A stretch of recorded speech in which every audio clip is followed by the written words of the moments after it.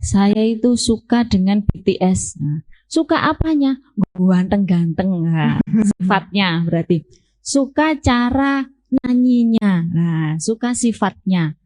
Terus saya juga suka suaranya. Nah, saya juga suka anggota BTS itu ramah-ramah. Nah, padahal orang tahu petok.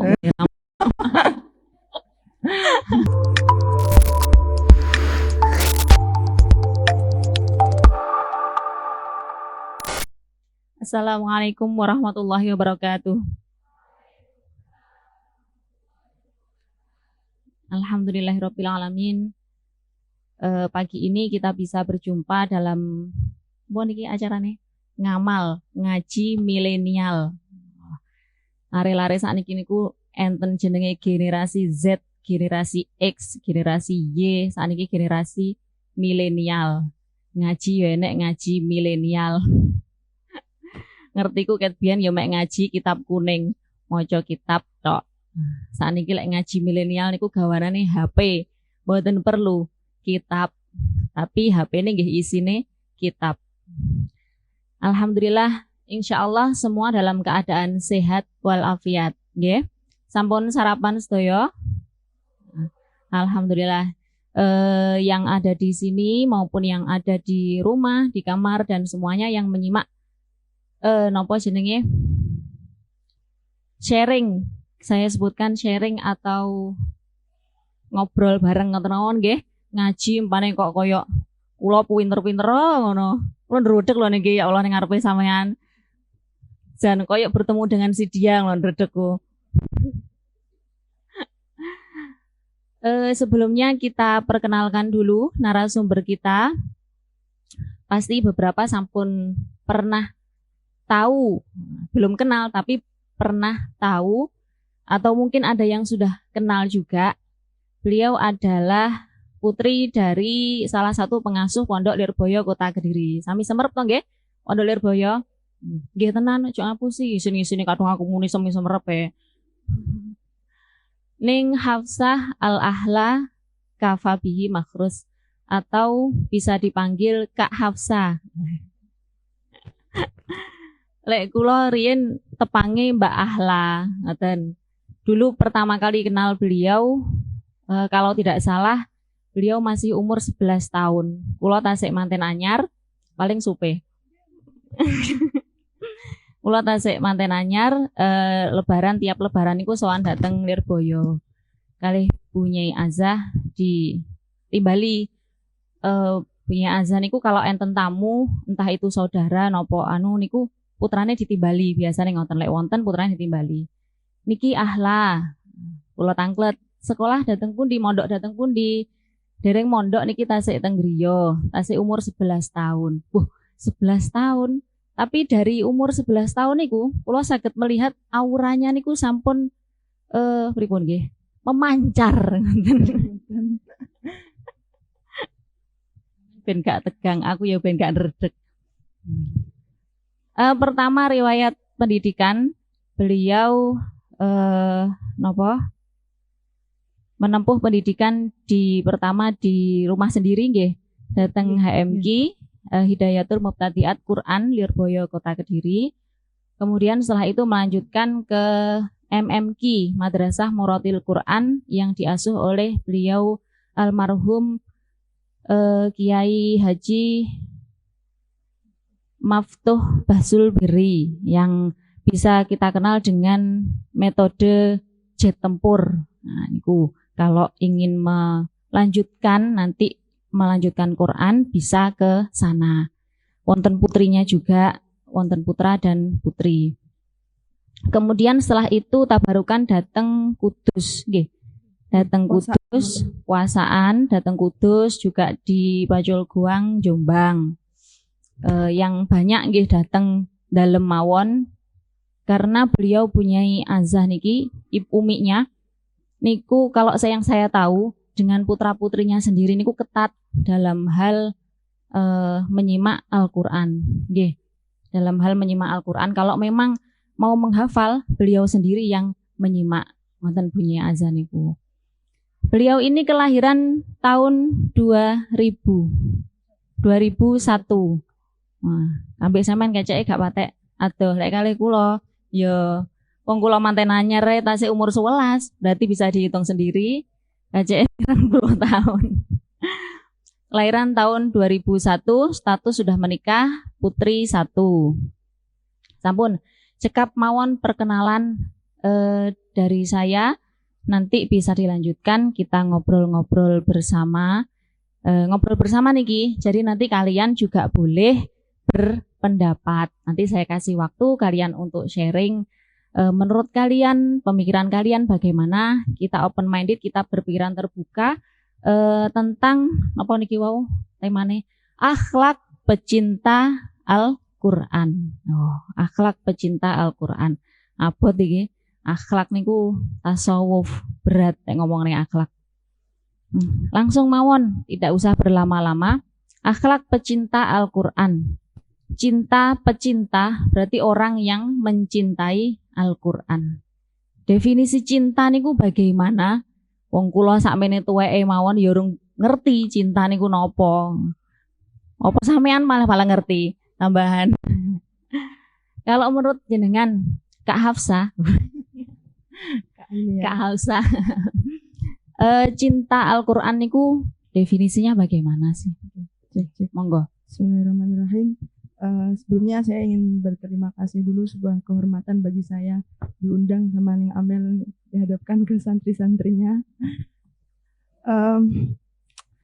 Alhamdulillah, apa kabar teman-teman semuanya? Alhamdulillah baik nih, semoga selalu diberikan semangat dalam berthalabul ilmi sehingga kita bisa mengembangkan ilmu kita di hadapan realita di zaman saat ini. Jadi saya di sini sebenarnya serogan ini kali Ning Amel. Alhamdulillah, kata beliau kemarin juga diajak kayak semacam podcast, sebenarnya pengennya kan ngobrol berdua, tapi ternyata ada penontonnya. Wah, podcast ada penontonnya jadi kayak talk show ini ya. Ini kalau gara-gara nih tim media nih tim media itu ya. Oke, siap. Alhamdulillah. Jadi di sini kita akan ngomongin cinta ya. Pasti udah pada tahu dong arti daripada cinta itu sendiri. Tanpa diajari pun kadang kita mempelajari cinta itu paham dewe arti cinta itu seperti apa. Jadi menurut kula definisi cinta yang sesungguhnya, yang sebenarnya mungkin orang-orang dalam mendefinisikannya itu berbeda-beda gitu.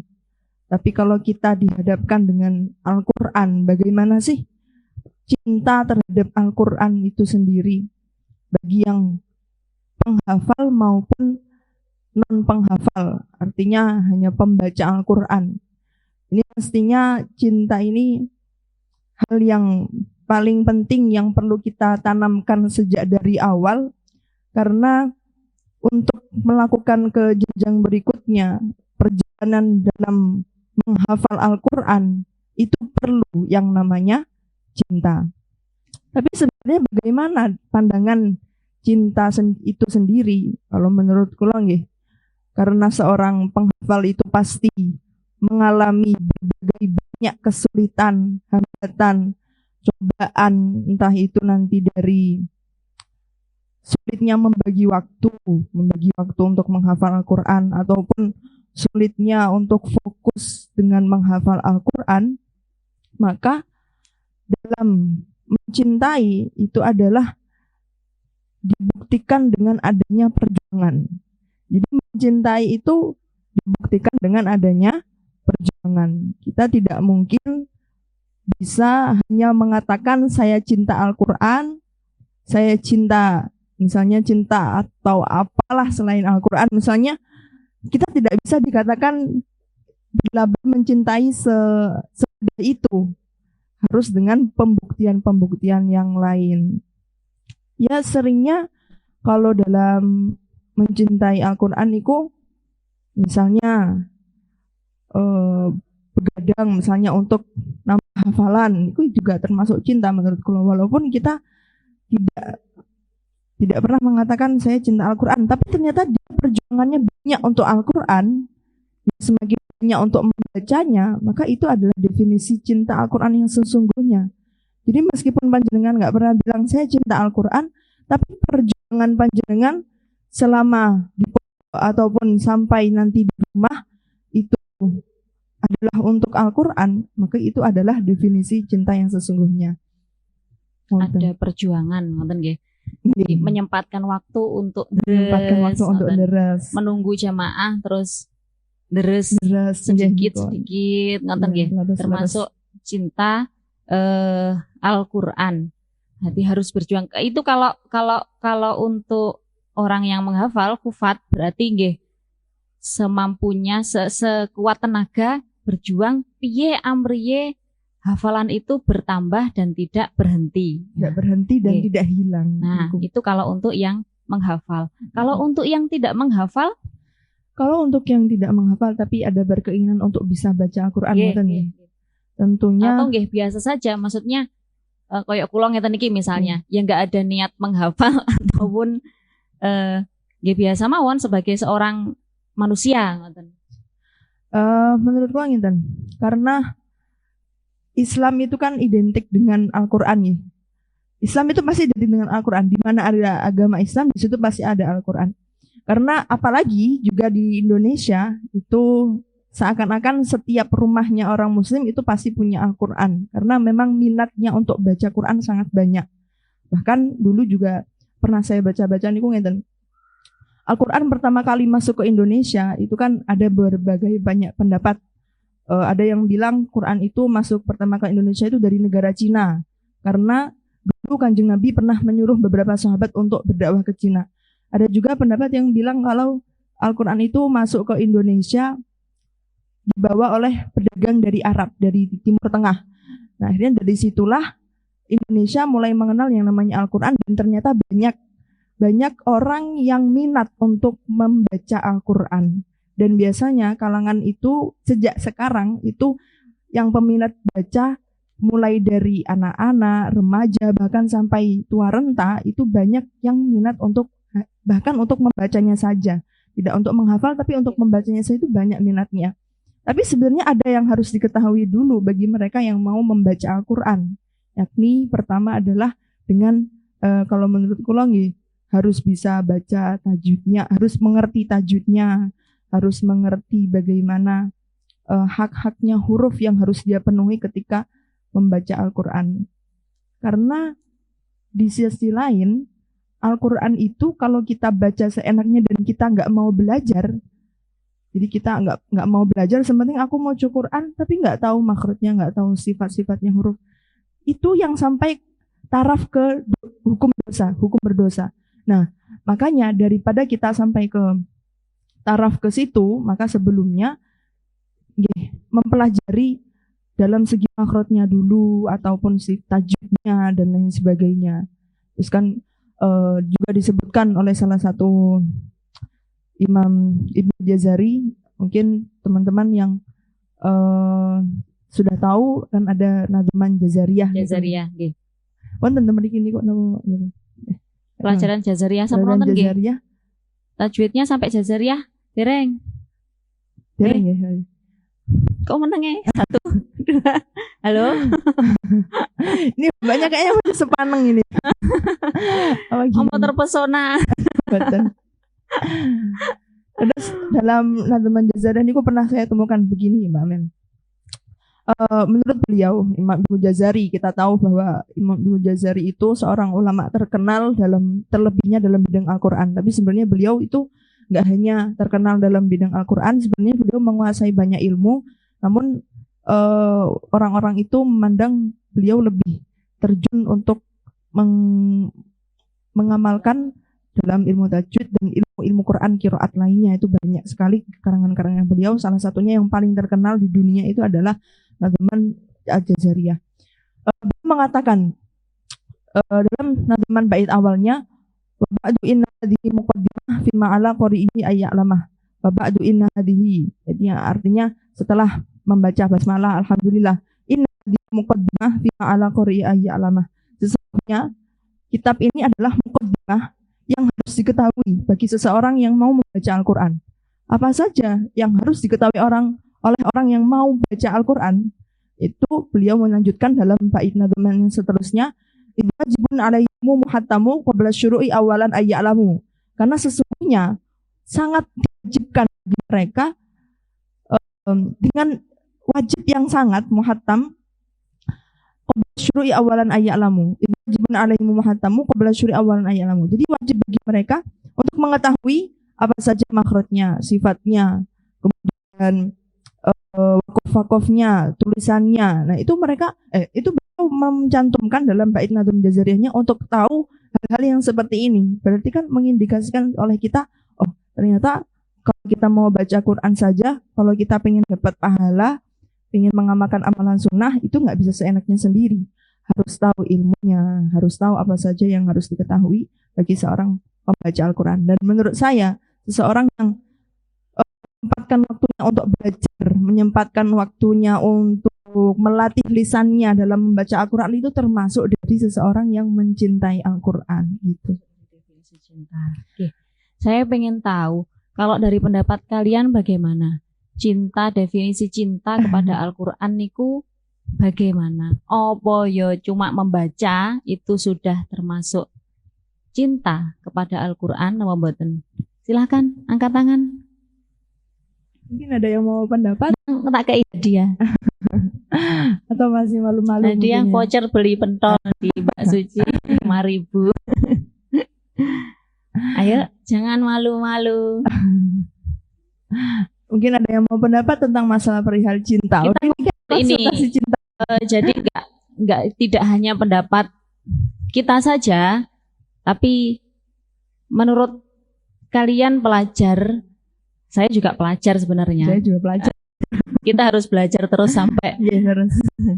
sampai ke liang lahat. Monggo, mungkin ada yang mau menyampaikan cinta kepada Al-Quran. Silakan. Tidak ada? Tidak ada? Oke, berarti kabarnya lagi. Berarti kita monggo. 1, 2, 3. Ya Allah, kok isinan kabeh ya aku. Ini setuju nggih yang tadi kita sampaikan, berarti setuju dengan seperti itu sudah dikatakan mencintai? Muni setuju dan enggak setuju. Yang saya tangkap nggih sama dengan kita mencintai benda, mencintai orang penak-penakane. Sampeyan sowan lek kon ngomong nang ngene iki. Saya itu suka dengan BTS. Nah, suka apanya? Ganteng-ganteng. Nah, sifatnya berarti. Suka cara nyanyinya. Nah, suka sifatnya. Terus saya juga suka suaranya. Nah, saya juga suka anggota BTS itu ramah-ramah. Nah, padahal orang tahu petok. Ya macam-macam ngono kae lho gitu. Delok pas live ngono kae biasane. Mbak-mbak ngoten niku senengane mirsani live K-pop ngoten. Zaman sekarang banyak yang suka gitu. Dengan seperti itu kalau yang saya tangkap nggih. Jadi ketika kita menyukai seseorang atau menyukai benda, kita juga menyukai sifat-sifatnya. Kita juga harus tahu dulu sifat-sifatnya bagaimana. Harus tahu dulu bentuknya bagaimana. Saya suka karena itu warna pink. Nah, hal yang ngoten. Saya suka karena apa jenenge? Dia pintar. Nah, berarti suka dengan sifat-sifatnya. Tidak mungkin kita suka tapi kita belum tahu sifat-sifatnya atau bentuk benda tersebut, gitu. Saya suka angin, gak enek bentuke, tapi kita bisa merasakan. Nah, bisa merasakan. Lah enek angin kuwi isis. Nah, enak, enggak sumuk, misalnya ngoten. Nah, itu kita bisa merasakan, ngoten nggih. Kalau yang saya tangkap ngoten. Dan kalau sudah namanya cinta, suka atau cinta, kita pasti meluangkan waktu berjuang demi mendapatkan hal tersebut. Nggih. Ngoten nggih. Juga gini, dalam mencintai Al-Quran itu sebenarnya kalau memang kita masih merasa sulit untuk menumbuhkan rasa cinta dengan Al-Quran, kita bisa kok dengan melatih mencintai dengan hal-hal yang lain. Karena apa? Yang penting pertama yang harus kita ajarkan di hati kita adalah mengajarkan diri namanya cinta. Jadi mengajarkan hati untuk dipaksa. atau belajar. Misalnya, oke lah, saya sekarang masih bisa bukan rasa cinta saya dengan Al-Quran atau dengan pelajaran. Misalnya saya nggak suka pelajaran ini, tapi sudah saya belajar cintai yang lain. Kalau kita biasanya kalau taraf kita ada rasa cinta dengan barang misalnya atau rasa minat. Rasa cinta itu kan juga bisa dikatakan minatnya. Minat kita dengan barang, minat kita dengan baju baru, minat kita dengan baru. Pasti kita punya rasa minat yang gitu, rasa yang baru. Nah, itu sebenarnya bisa kita belajar mencintai hal-hal yang lain karena untuk persiapan untuk menuju ke level cintanya tertinggi, yakni adalah mencintai Allah dan kalam-kalamnya. Jadi nggak harus, kalau misalnya masih sulit untuk melakukan rasa cinta dengan Al-Quran, bisa jadi mengajarkan diri panjenengan untuk mencintai hal yang lain seperti itu. Saya tambahkan sedikit, mungkin nggak kalau dikatakan cinta dengan Al-Quran itu dia berperilaku sebagaimana yang ada di Al-Quran. Karena yang saya tahu Al-Quran itu isinya macam-macam, mulai dari sejarah, pelajaran nahwu shorof, kejadian yang sedang terjadi ataupun yang akan datang, tentang ilmu fikih. Di situ ada cara berwudu, tayamum, ngoten nggih. Ketika yang membatalkan wudu ketika bersentuhan dengan lawan jenis, maka berwudu. Kalau tidak ada air nggih bertayamum lah, kan ada itu di dalam Al-Qur'an nggih. Nah, kalau saya katakan orang yang cinta Al-Qur'an itu pasti dia berperilaku sebagaimana Al-Qur'an. Ngoten? Itu. Menurut kula nggih, setiap orang itu kan pasti dalam masih proses pembelajaran di setiap kehidupannya. Jadi kita tidak bisa melabeli orang yang penghafal Al-Quran atau orang yang mencintai Al-Quran itu sudah 100% sempurna akhlaknya, perilakunya sama dengan Al-Quran. Mereka itu juga sama seperti halnya manusia yang lain, masih belajar. Jadi kita tidak bisa menghakimi, oh dia hafal Quran, dia seorang thalibatul ilmi, berarti dia harus sesempurna yang saya bayangkan. Misalnya dia akhlaknya sesuai dan lain sebagainya. Itu menurut kula masih dalam taraf pembelajaran. Sama halnya dengan niatnya. Niat itu kan kadang kita masih merasa sulit untuk niat dengan hal yang baik, tapi kita bisa melatihnya dengan hal yang lain. Artinya masih proses belajar untuk memperbaiki diri sendiri. Terlebih dalam ketika menghafal, apalagi juga ini kan temanya tentang akhlak nih.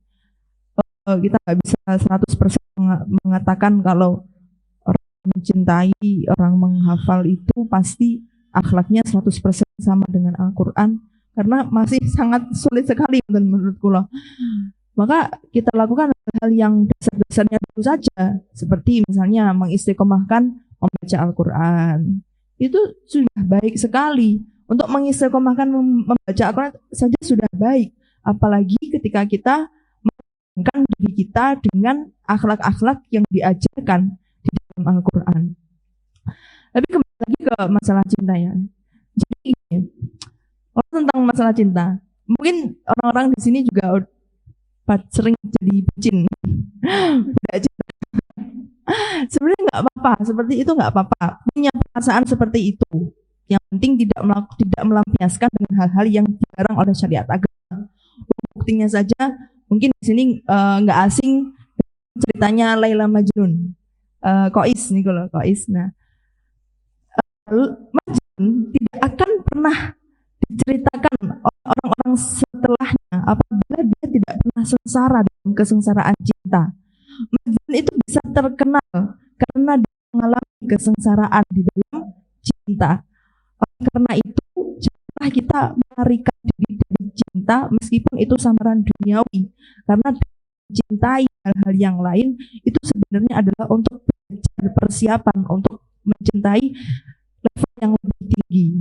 Misalnya untuk mencintai Al-Quran, mencintai Nabi, mencintai kitabnya Allah, dan lain sebagainya. Jadi cinta itu termasuk dari kesengsaraannya. Jadi misalnya susah karena tidak masuk hafalannya, ngafalin nazam misalnya, atau tidak masuk pelajaran, tapi jangan ada usaha untuk berusaha dengan pelajaran tersebut, akhirnya yang sampai ngerasa sengsara atau ngerasa gimana ya, hatinya itu sedih gitulah. Nah, itu termasuk dari definisi cinta, karena definisi cinta itu menurutku loh terlalu luas.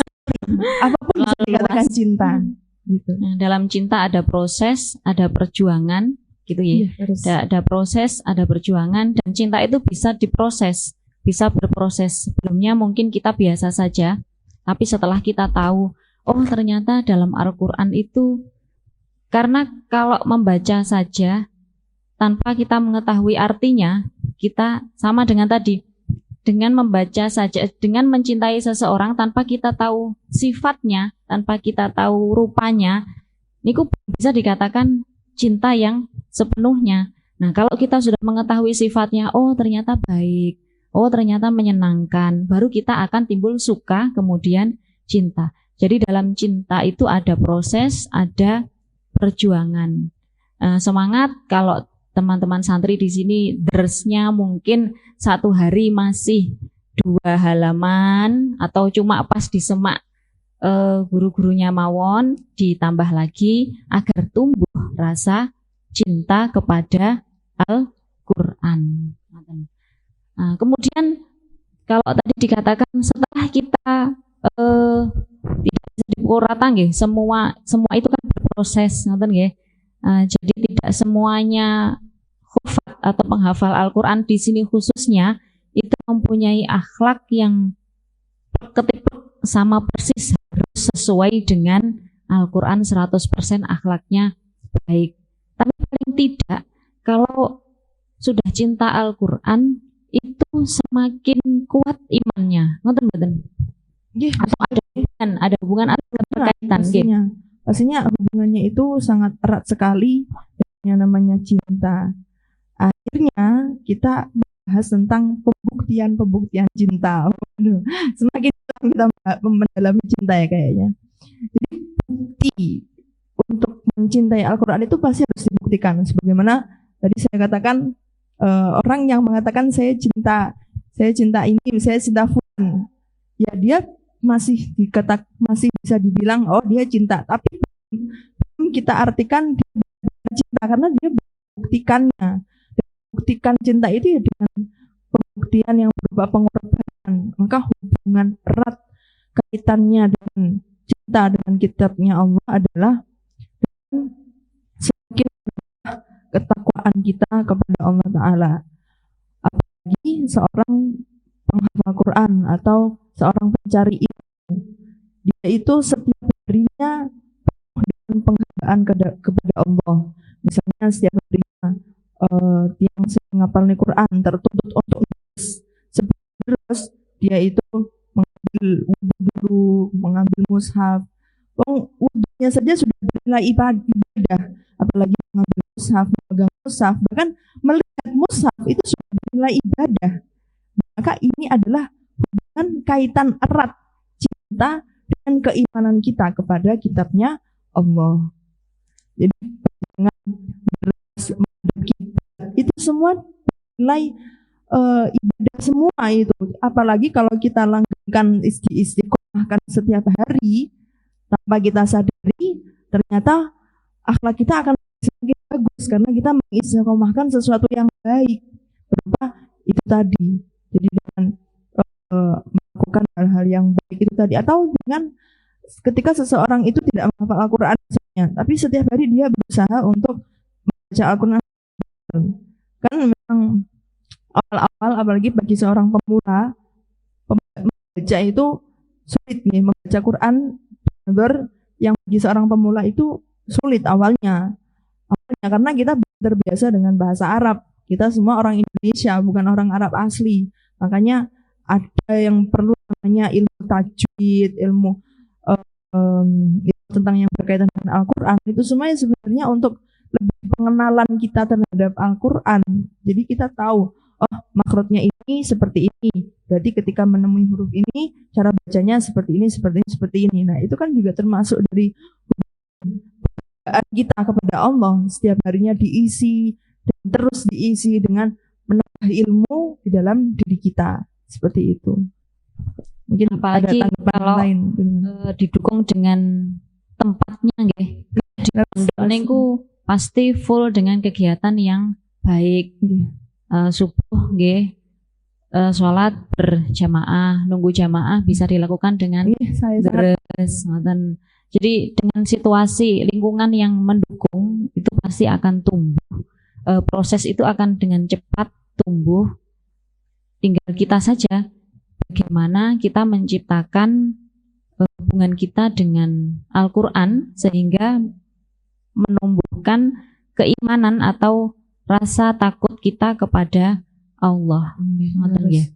Napa malih yang ingkang ngapalaken Quran iku dia mengalami kesulitan dalam menghafal, semakin banyak yang dia ulang hafalannya, ataupun bagi pembaca semakin banyak dia mengulang-ulang Al-Quran, akan semakin banyak pula pahala yang akan dia dapatkan. Sebagaimana sabdanya Kanjeng Nabi, ketika seseorang membaca Al-Quran, satu hurufnya itu bernilai 10 kali pahalanya.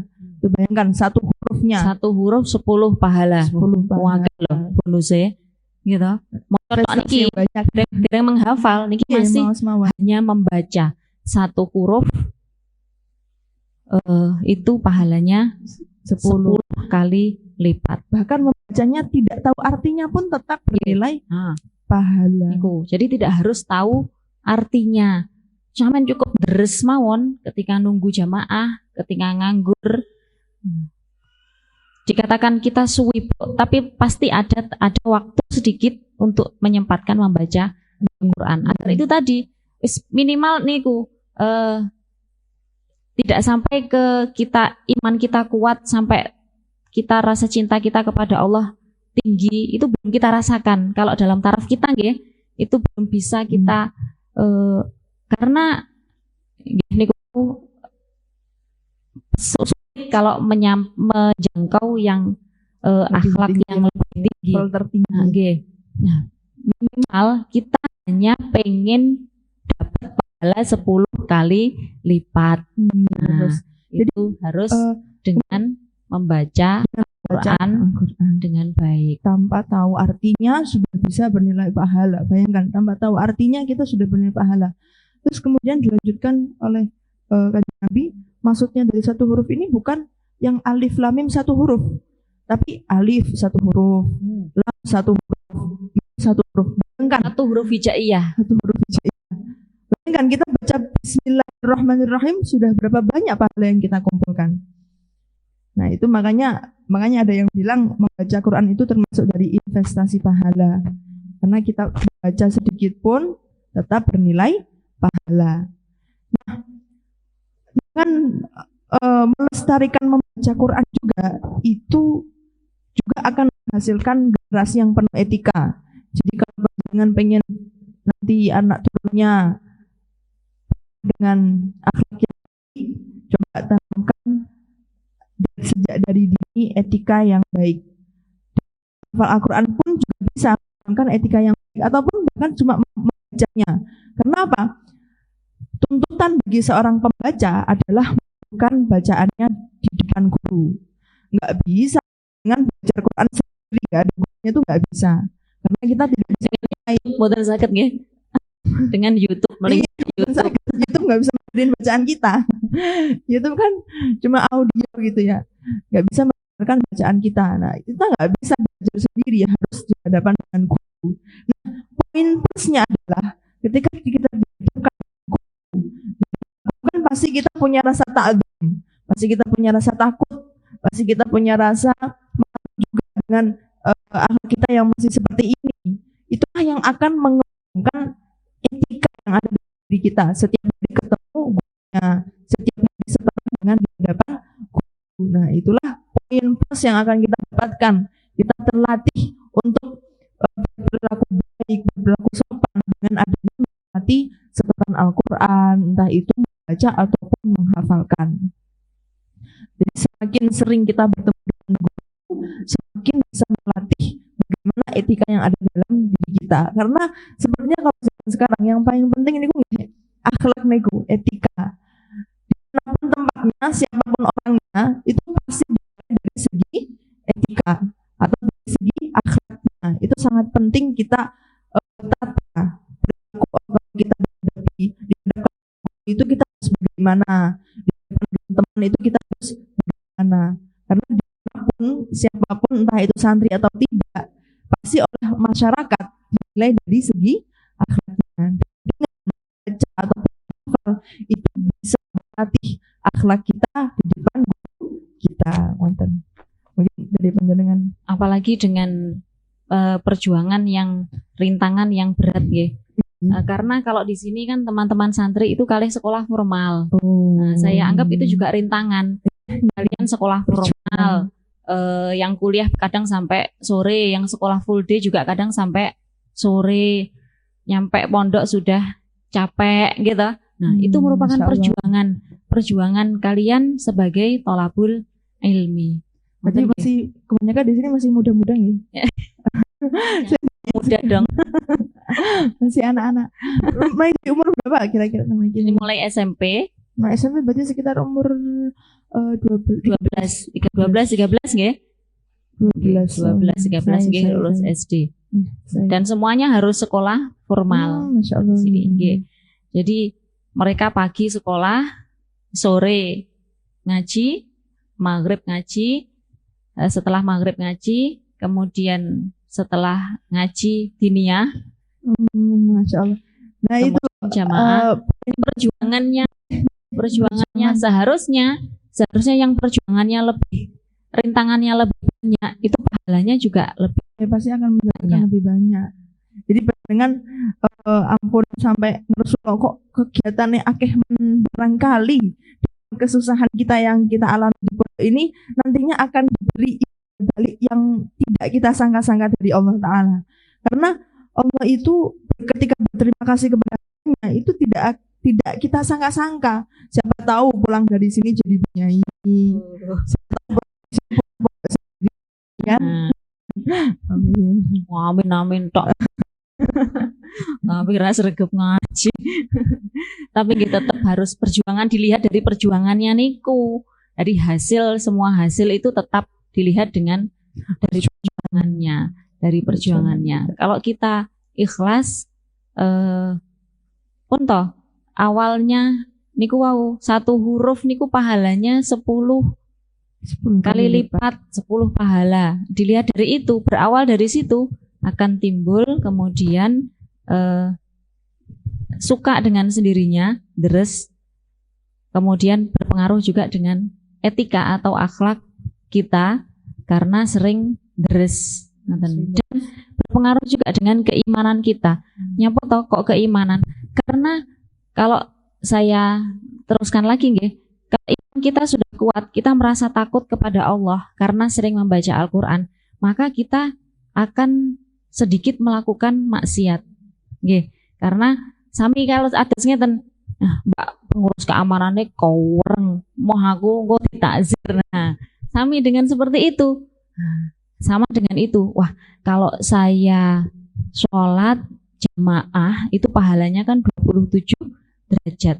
Kalau sholat sendiri pahalanya cuma 1. Dari situ mawon. Wah, berarti kok aku oleh 27 kalau jamaah. Berarti surga lebih dekat. Nah, semuanya kan pasti pengen masuk surga.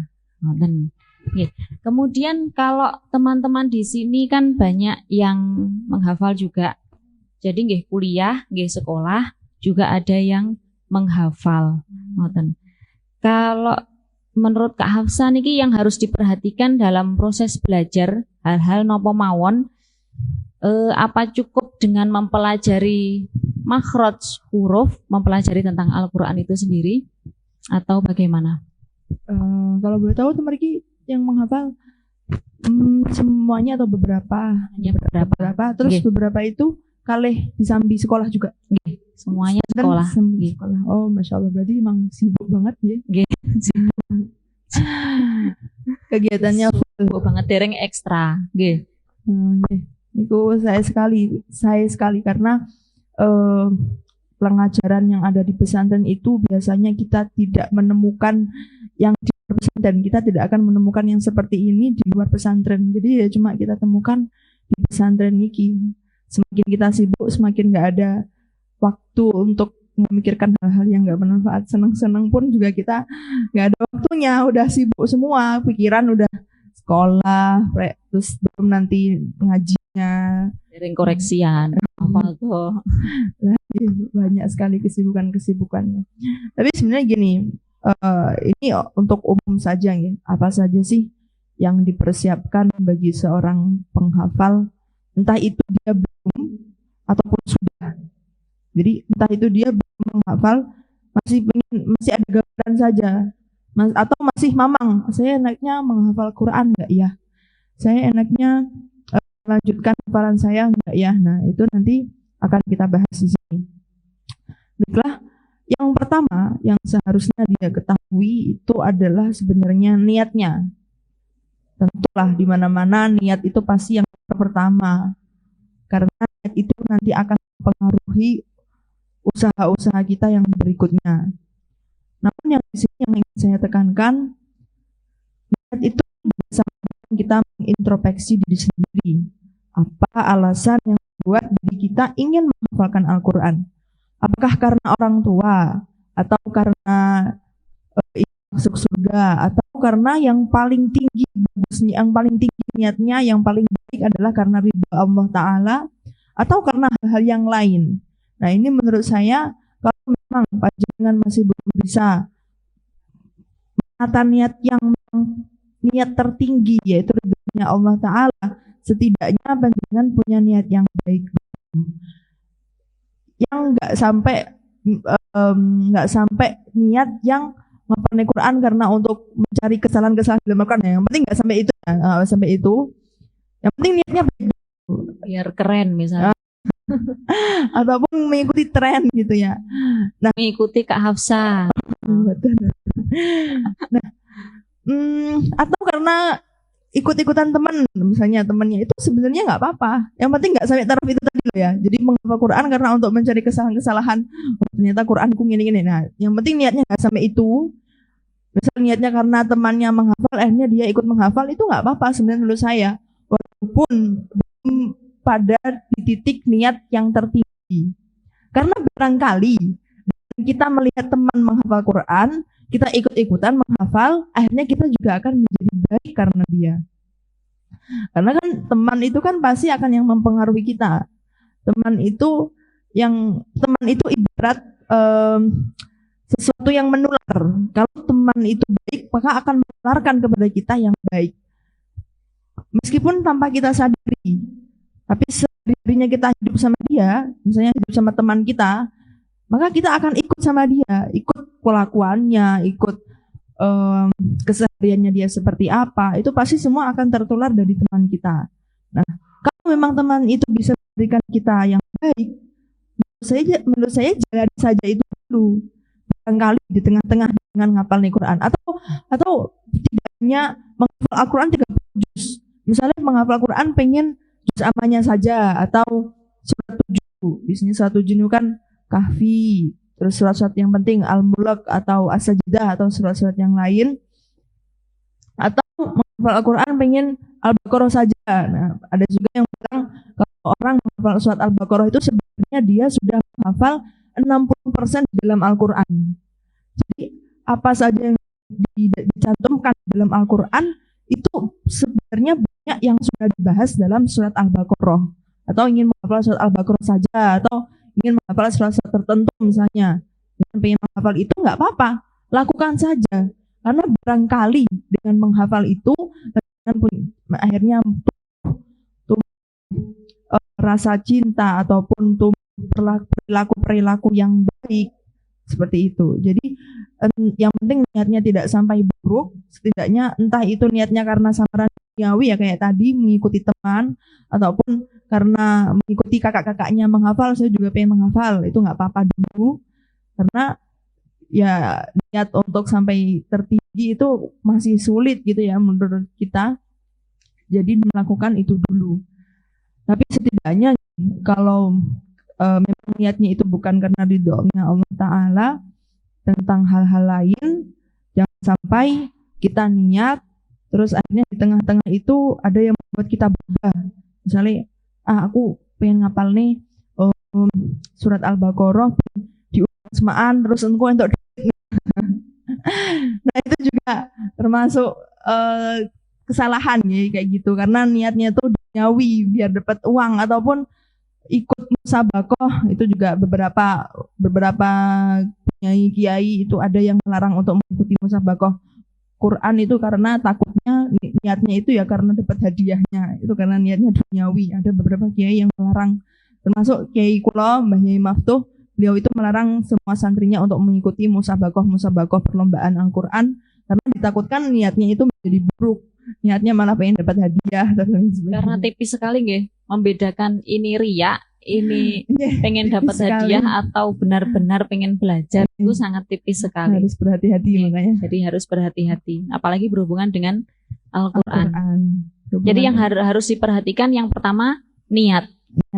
Yang pertama niat. Dari niat nanti akan timbul cinta tadi. Kemudian napa malih? Terus juga kalau jadi teringat yang disebutkan di kitab Ta'lim Muta'alim niku miki wonten Ta'lim Muta'alim. Kan di sana juga disebutkan banyak amalan-amalan dunia berubah menjadi amalan akhirat karena niatnya baik. Berapa banyak amalan akhirat yang menjadi amalan karena niatnya buruk. Ini kan berarti mengindikasikan sama kita bahwa semua itu tergantung niatnya. Misal dengan tidur tapi niatnya bersemangat sekolah, nah akhirnya jadi baik tidurnya. Jadi ibadah sunnah. Ibadah. Ataupun misalnya makan ngajinya tambah kuat. Akhirnya ya ngantuk. Meskipun nanti pada akhirnya kewareken terus ngantuk, tapi karena awal niatnya untuk lebih semangat ya, makan agar kita semangat belajarnya, semangat ngajinya, maka sudah tercatat dengan niat yang baik. Nah, awalnya itu niat terlebih dahulu. Niat. Saya jadi teringat juga suatu cerita yang saya pernah lihat di YouTube niku, Syekh Ali Jabir pernah berkata seperti ini. Ada orang pekerja, kayaknya TKW kayaknya. Jadi soal sama Syekh Ali Jabir, saya pengen menghafal Al-Quran. Terus oleh beliau dijawab gini, kamu nggak usah menghafal Al-Quran, karena mungkin beliau punya pandangan sendiri ya. Karena saya tidak mau Al-Quran terbengkalai di tangan, karena dia adalah seorang pekerja kan sibuk kan ya. Jadi daripada kesibukannya itu akhirnya nanti tidak menyempatkan untuk deres, ya sebaiknya yang dihafal itu surat-surat yang baik saja. Jadi nggak harus kok kita menghafal 30 juz itu benar harus. Yang penting kita ada niatnya. Misal dengan pengen hafal surat satu saja itu nggak apa-apa sebenarnya. Bahkan diadakannya yang namanya surat 7 juz amma. Kenapa kok anak kecil hafal dari juz amma? Atau ada orang yang menghafalnya itu dari juz 29. Itu ya karena sebenarnya untuk melatih kita, apakah kita mampu untuk juz berikutnya atau tidak. Dan kita harus berkomitmen, karena menghafal Quran itu komitmennya seumur hidup sampai mati. Yang bisa memutus kita nggak deres itu ya cuma mati. Selama kita hidup, kewajiban kita adalah untuk menderes. Makanya harus dipertimbangkan lagi kalau memang itu sangat sibuk. Wah, kayaknya saya pengennya lebih ke kitab misalnya. Ya sudah nggak apa-apa. Yang penting Al-Quran yang sudah pernah kamu hafal jangan pernah sampai ditinggalkan. Karena itu yang lebih berat sebenarnya. Kok pernah hafal Al-Quran tapi ternyata hilang, itu dosanya lebih berat. Tapi kalau kita mau bersama Al-Quran, pahalanya pun juga lebih besar dari yang lain. Iming-imingnya dari Allah kan ngonten. Jadi Nabi juga pernah bersabda, ada dari segolongan manusia yang termasuk dari keluarganya Allah. Kemudian para sahabat bertanya, loh Kanjeng Nabi sinten yang termasuk dari keluarganya Allah? Kemudian Kanjeng Nabi menjawab, mereka itu adalah ahlullah. Mereka itu adalah ahlul Quran. Nah, ada juga yang berpendapat, sebenarnya bagaimana sih yang maksud dengan ahlul Quran atau hamilul Quran? Ada juga yang berpendapat, mereka itu tidak harus menghafal Al-Quran, tapi setidaknya apa yang diajarkan dalam Al-Quran mereka menerapkannya, maka mereka termasuk dari ahlul Quran atau hafidul Quran. Jadi ada yang berpendapat seperti itu.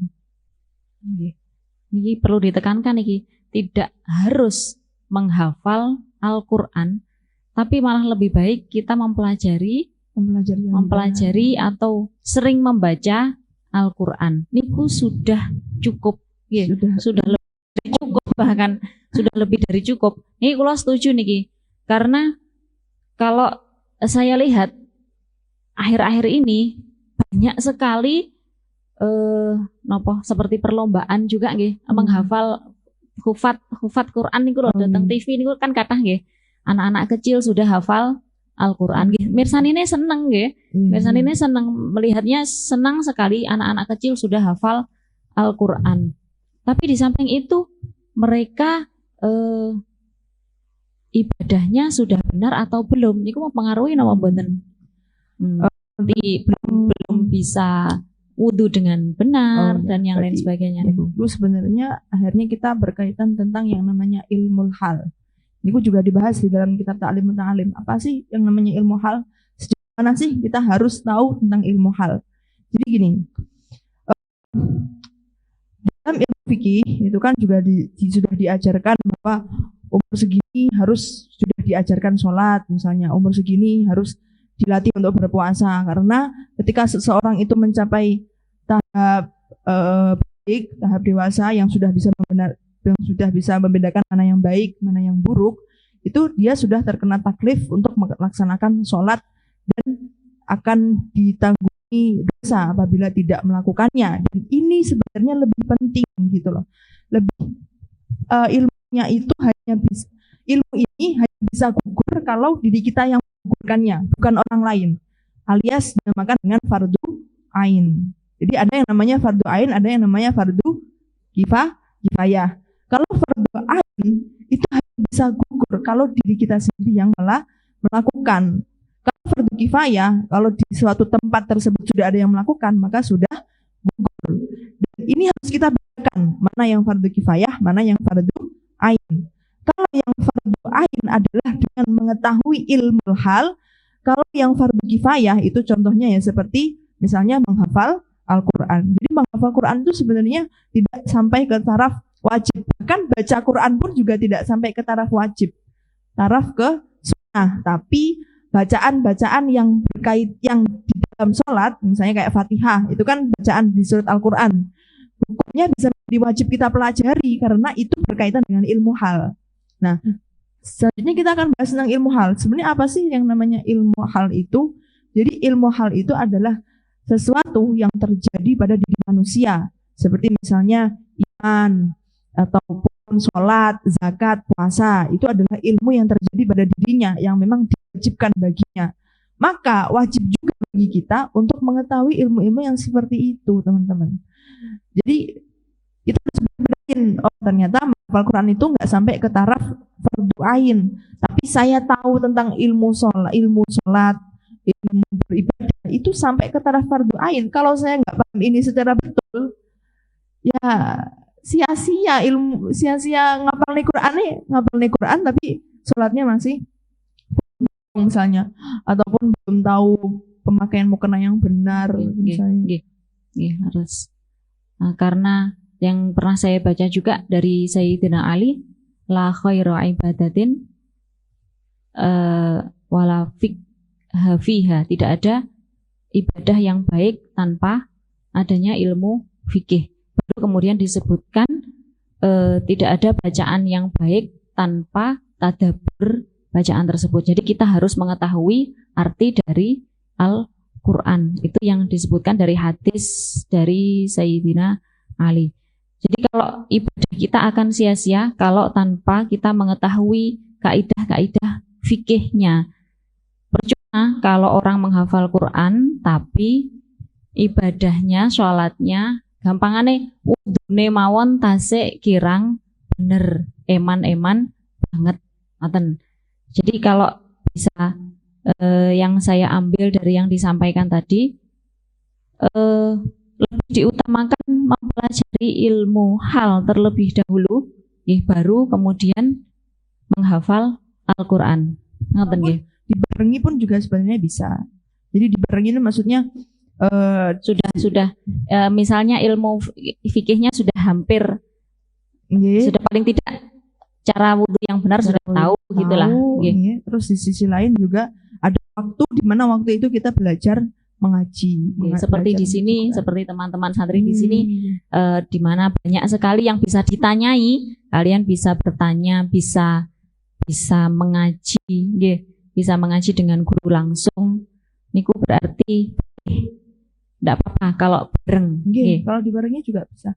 Karena esensi daripada dalam Al-Quran itu adalah fokus dan pengulangan. Jadi ketika kita bisa bagi waktunya, karena juga banyak sih di Lirboyo juga ada yang disambi sekolah tapi juga disambi menghafal Al-Quran. Tapi yang penting kita harus bisa bagi waktu itu secara baik. Tapi ya Niko tetap sehari-harinya itu setidaknya dia sholatnya sudah benar dulu, pemakaian mukenanya sudah benar, wudhunya sudah benar, tahu ilmu, kalau kita sebagai perempuan tahu ilmu-ilmu haidnya. Itu yang setiap harinya tuh harus kita amalkan tuh sebenarnya itu. Wonten. Bahkan ini banyak orang yang nggak tahu ya tentang pemakaian mukena. Kasusnya dan misalnya mukena ada yang namanya mukena terusan wonten. Tapi kan kadang mukena terusan niku wonten ingkang lengannya niku tasik oblong-oblong. Niku sebenarnya bisa bikin sholat kita nggak sah, teman-teman. Jadi makanya pernah juga pas saya di HMK niku kalau mengadakan pengontrolan mukena. Karena ternyata masih banyak mbak-mbak yang mukenanya itu lengannya itu bagian tangan longgar. Bagian tangannya masih bagian longgar. Tangan longgar. Liburan yang kemarin sudah pernah dijelaskan, kita sudah pernah membahas kitab di bukunya Ubudiyah niku. Kita pernah praktekkan memakai mukena yang benar. Terus juga masalah dagu juga itu kan sensitif sekali. Banyak yang nggak tahu tentang pemakaian ataupun tentang masalah istinja itu bagaimana. Terus benar. Yang kalau istinja kan yang sebaiknya sunnahnya itu kan dengan jongkok Banyak orang yang istinjanya saja masih belum benar, atau dengan istinja itu juga kita harus berdehem dulu kan, biar tuntas. Itu juga penting teman-teman. Karena apa? Pernah diceritakan kalau nggak salah pernah dengar cerita seperti ini. Jadi Kanjeng Nabi ketika pas melewati kuburan, ada kuburan yang merintih, kayak merintih kesakitan karena disiksa di alam kubur. Terus sama Kanjeng Nabi itu disamperin kuburannya, oleh beliau itu diberi daun kurma. Terus ada yang karena dengan tujuan agar orang ini dimudahkan siksa kuburnya. Terus ada sahabat yang tanya, Kanjeng Nabi kenapa kok diberi daun pelepah kurma? Terus oleh Kanjeng Nabi dijawab, karena orang ini dulunya ketika semasa hidup kencingnya itu tidak tuntas. Jadi istinjanya itu belum benar. Terus ada juga saya pernah dengar dari ceramahnya seorang habib, beliau pernah kayak eksperimen. Pernah ada seorang perempuan ngapunten pipisnya itu duduk biasa. Kalau di dijadikan ada kloset duduk. Terus wudhu seperti biasa. Terus ketika sholat, ketika rukuk, jadi yaitu meletakkan kapas di amit kemaluannya. Terus ketika rukuk, pas dites ternyata kapasnya itu basah. Nah, berarti kan menandakan ada sesuatu yang belum tuntas. Yang ternyata dengan pipis duduk aja itu belum tuntas semuanya. Akhirnya beliau di sana mengedukasi bahwa seorang perempuan itu ketika beristinja kalau bisa dengan berdehem dan dengan jongkoknya itu benar. Jadi ada juga tips jongkok yang benar sama beliau itu dipraktekkan. Sebenarnya poin-poin seperti ini itu sangat penting karena berkaitan dengan ibadah-ibadah kita yang kalau diri kita sendiri belum benar, maka dosanya yang kita tanggung sendiri. Beda dengan baca Quran. Baca Quran kalau kita sama seumur hidup nggak baca Quran misalnya, tapi yang penting bacaan dalam sholat itu benar, itu nggak masalah sebenarnya. Jadi membaca Quran itu untuk menambahkan amalan-amalan ilmu ibadah sunnah kita di dunia.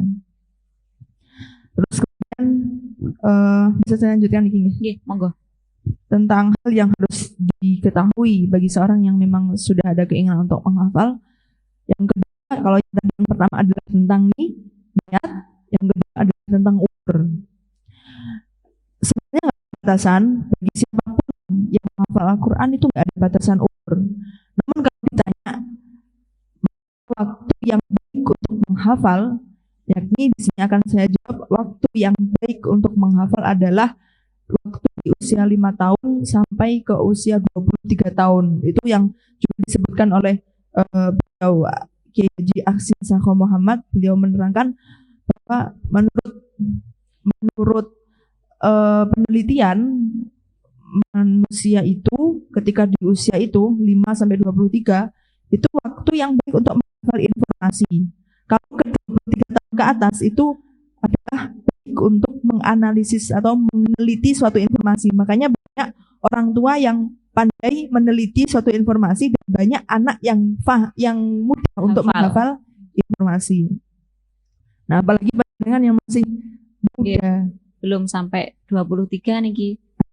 Untuk menghafal niku mudah nggih. Menghafal niku kan mudah. Menjaga hafalan niku ya. Mengistiqomahkan dan menjaga hafalan niku